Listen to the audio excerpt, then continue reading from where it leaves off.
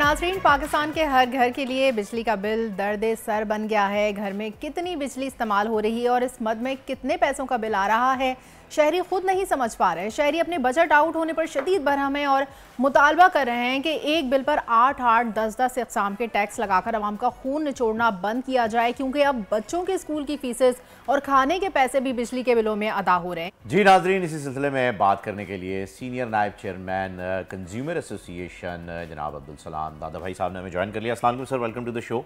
बहुत शुक्रिया सर, आपने वक्त निकाला। रिपोर्ट आपने भी मुलाहिजा फरमाई, हमने भी की। कल आपने इसके ऊपर एक 16 नुकाती जो है वो एजेंडा भी बना के जो है वो हुकूमत को भेज दिया है। लेकिन ये सारी डिटेल देखने के बाद तो सर ऐसा लग रहा है कि इनके घर का राशन भी जो है वो एक दिन आएगा कि कंज्यूमर ही डलवा रहा होगा। इसमें कोई शक की बात नहीं है कि बिजली ने सेंटर स्टेज ऑक्यूपाई किया हुआ है आजकल पाकिस्तान की आवाम के मसाइल में। अच्छा, उसकी एक वजह ये है कि जो IPPs हैं, जो कि अब ज़बान ज़द आम हो गया है, उनको गवर्नमेंट फ़िक्स्ड कैपेसिटी चार्ज दे रही है। यानी कि आप बिजली प्रोड्यूस करें या ना करें, नेशनल ग्रिड को सप्लाई करें या ना करें, आपने पेमेंट पूरी वसूल करनी है। अच्छा, उसका अल्टीमेट बोझ जो है वो तो एंड कंज्यूमर पे यानी पाकिस्तानी अवाम और सारिफ पर आता है। कंज्यूमर एसोसिएशन ऑफ पाकिस्तान ने कल अपने चेयरमैन कौकब इकबाल के ज़रिए रियासत, हुकूमत, रियासती इदारों को मीडिया के तवस्सुत से एक 16 नकाती चार्टर ऑफ डिमांड पेश किया है। मैं रियासत या रियासती इदारों और हुकूमत पर तनकीद में बिलीव नहीं करता, लेकिन ये हमारा राइट है कि हम मुअद्दबाना इखलाकियात के दायरे में रहते हुए अपनी सिफारिशात और गुजारिशात हुकूमत तक ज़रूर पहुँचाएँ in the larger interest of the consumer. उसमें नुक्ता नंबर 1 ही ये है कि IPPs को फिक्स्ड कैपेसिटी चार्ज ना दिया जाए, जितना वो प्रोड्यूस करें उतनी ही पेमेंट हो।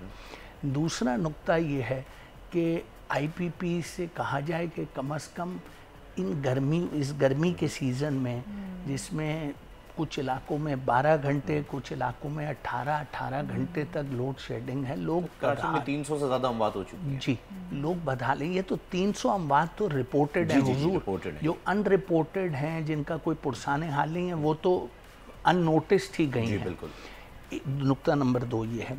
तीसरी चीज़ ये कि अशियाए खुर्दो नोश पर आप जो 15 से 18% कर चुके हैं GST, उसको आप 5 से मैक्सिमम 10% तक लाएं, ठीक है ना। अच्छा, दालों आप देखें ना, गरीब का जो डिपेंडेंस है वो तो दाल रोटी पर है। माश की दाल 400 से 600 रुपए फ़ी किलो तक पहुंच चुकी है। कम से कम पल्सेस के रेट को तो आप मेंटेन कीजिए।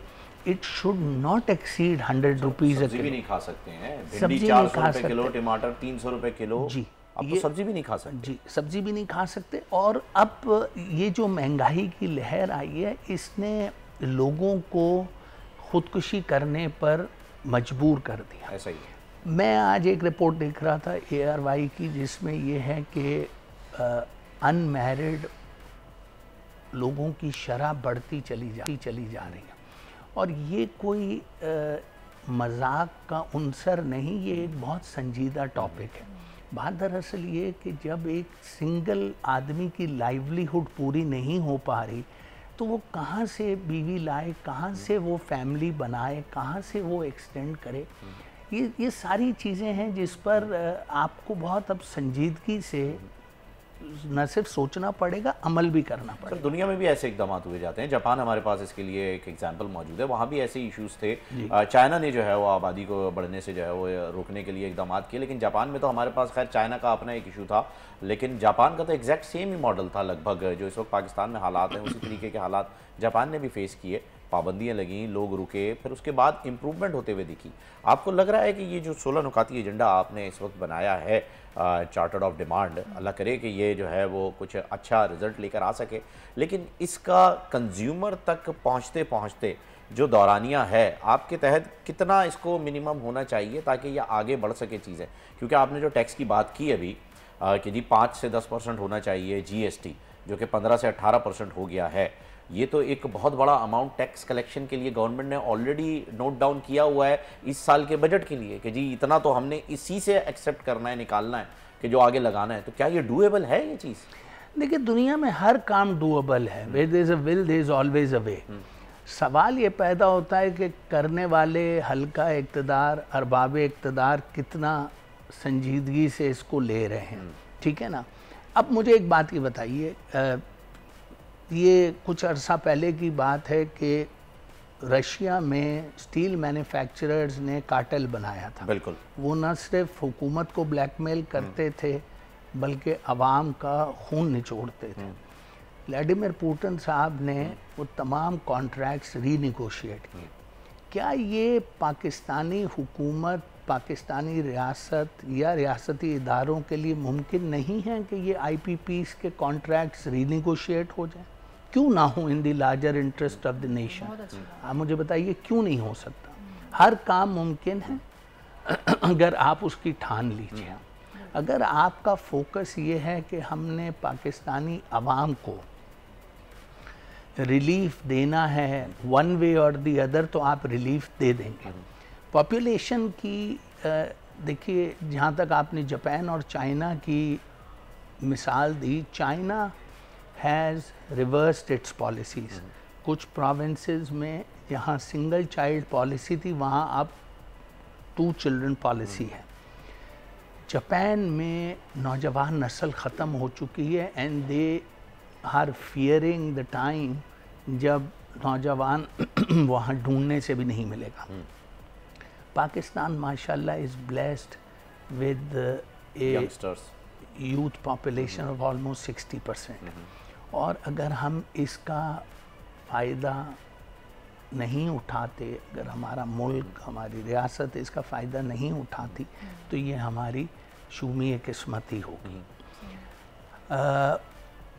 एक बात और जो कल हमने मैं ब्रीफली चाहूँगा कि ये नुकात है उनको ब्रीफली मैं कर देता हूँ। एक तो मैंने कह दिया कि IPPs जितनी बिजली पैदा करें उतनी ही उन्हें पेमेंट हो। IPPs के जितने भी कॉन्ट्रैक्ट्स हैं, एग्रीमेंट्स हैं, उनको रिविजिट किया जाए। बिजली की कीमतों में फिलफौर कमी की जाए to the maximum possible extent. जी अच्छा, गवर्नमेंट ऑफ पाकिस्तान ये ज़रूर करे कि स्टेट बैंक ऑफ पाकिस्तान को कहे कि कमर्शियल बैंक सोलर पैनल्स को इनकरेज करे और इंटरेस्ट फ्री लोन्स दें ताकि alternate viable sources of energy produce हो गए। जी अच्छा, दूसरी चीज़ एक ये है कि हमारे यहाँ मराहत याफ्ता तबकात जो हैं जी, उनको आपने 1000 यूनिट, कहीं 1500 यूनिट, कहीं 2000 यूनिट, भाई ये मराहत ख़त्म की जाए। वो जो डिजर्व नहीं करते या जिनका हक नहीं है उनसे लेके उनको दिए जाएं। जो टैक्सेस तो उन्हीं पर दुरुस्त, IMF ने भी यही शिक रखी थी कि आप अमीरों से टैक्स लें। जी, जो हमारे ऐवान सदर हैं, वज़ीर आज़म हाउस हैं, गवर्नर हाउसेज हैं, उनकी भी जो एक्सपेंडिचर्स हैं उनमें 25% कम से कम कटौती हो। अच्छा, जो अशिया खुर्दो नोश हैं, ख़ास तौर पे डेयरी आइटम्स जो हैं, दूध, इन पर जो विदहोल्डिंग टैक्सेस है, जो भी टैक्सेस हैं वो फिलफौर ख़त्म किए जाएं।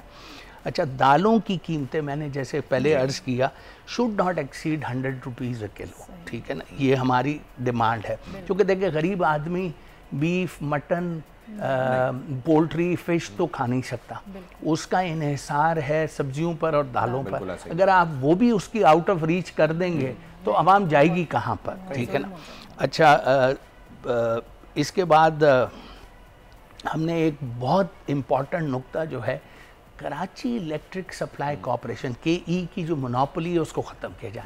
5 कंपनीज को जिस तरह मोबाइल फोन्स का किया है, जैसे कि दुनिया भर में ये मॉडल है, वेस्ट के अंदर यही तरीका है, हेल्दी और फ्री एटमॉस्फेयर दिया जाए। आप अपनी पसंद का टैरिफ चूज कर सकते हैं जिस कंपनी का आपको पसंद है, फॉर हेल्दी कंपटीशन, ठीक है ना। जरा जल्दी बढ़िएगा जनाब। और ये जो स्लैब रेट्स हैं ये यकसा किए जाए, ठीक है ना जनाब, ये नहीं कि पीक आवर्स फला आवर्स, ये सब ख़त्म होना चाहिए। और जनाब जितनी भी आपकी लग्जरी आइटम्स हैं, स्पेशली लग्जरी कार्स, जी जी, उनकी इंपोर्ट को बंद किया जाए ताकि फॉरेन एक्सचेंज।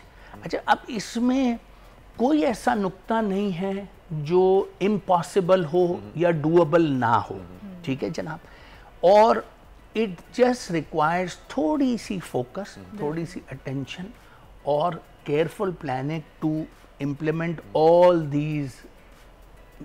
सर विलनेस की भी थोड़ी सी यहाँ पर कमी नजर मैं आती वो है तो कि पहले ही अगर मैं आपकी गोश्त will गुजार है तो कर फिर आप चुका कर हूँ सकते हैं कि जनाब अगर आपकी नीयत है और अगर आप संजीदा हैं इस बारे में तो आप ये मतलब बिल्कुल। अब्दुल समद साहब, ये जो चीज़ें आपने बताई इसके अंदर 2-3 पॉइंट्स तो ऐसे हैं कि जैसे कि मैं अभी खुद से ही जो है वो कॉफ़ी पीना और ये ऑफिस से जो है वो पानी की बोतल लेना छोड़ दूं कि ये मेरी अपनी मराद के अंदर आ जाता है। अगर आप चाय कॉफ़ी और इस चीज़ का भी पार्लियामेंट से बिल खत्म करेंगे तो it will cost you in millions. आप मिलियन सेव कर सकते हैं सिर्फ इस चीज़ के लिए, नॉट मिलियंस, बिलियन सेव हो सकते हैं। तो ये काम तो खैर इसके लिए तो आपको 100% विल की ज़रूरत है, ना किसी लेजिस्लेशन की ज़रूरत है, ना किसी और की इन्वॉल्वमेंट की। तो thank you so much Abdul Samad दादा भाई साहब, आप यहाँ पर आए और आपने हमें बड़ी डिटेल के अंदर ये सारी चीज़ें। नाज़रीन आपके लिए, कंज्यूमर्स के लिए माफ़ी चाहूँगा सर, अब्दुल सलाम साहब, अब्दुल समद साहब मेरे जहन में आ गए, तो अब्दुल सलाम साहब। तो thank you so much sir. जाते जाते कंज्यूमर्स को भी अगर आप कुछ कहना चाहें तो आप एक पैगाम दीजिए क्विकली और फिर उसके बाद हम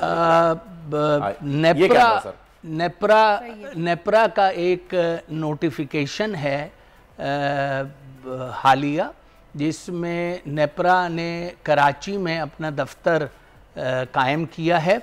अगर किसी सारिफ को के इलेक्ट्रिक से अपने बिल की ऑथेंटिसिटी के बारे में कोई शिकायत है तो वो बिल की कॉपी मुंसलिक करके नेप्रा के दफ्तर ले जा सकते हैं विद क्रेडिबल एविडेंस।